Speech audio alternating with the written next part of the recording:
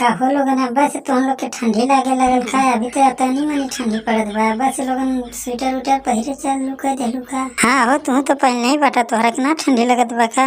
अरे यार हम ना स्वेटर पहिर के आल होती का, है ना घरवा वाले पहिरा देना जबरदस्ती, कहिया ना कि ठंडा लग जाए पहिर के जा बाबू। कहो बहने पेपर बा, पढ़ाई वढ़ाई कैला कि खाली घर में बैठ के साइकिलिया चलेला? अरे नहीं यार, याद उत कैले बाटी, देखा प्रश्न को फंसेला कि नहीं, तब लिखम ना फंसे तो कहाँ से लिख?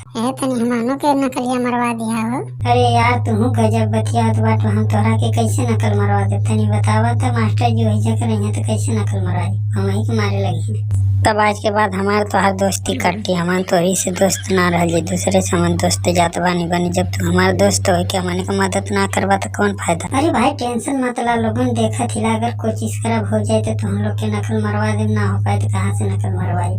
एक आइडिया बा तोहार पूरा हो जाए ना तो पनवा हमारे और फेंक दिया, हम लिख ले जाए एक पनवा के लेके लिखल करिया तो ले झूठ मूठ के। सही कहत बाटू हो दीदी, यह सही रहे। देखा हमार नकली पेपर ले जाती ला, तोहरा के दे ले, तोहर वाला हमार ले ले, हमार लिख ले, तब तोहरा के दे दे। चलो ठीक बा, देखा पकड़ो यहाँ मत हमके, नहीं तो बड़ी मार।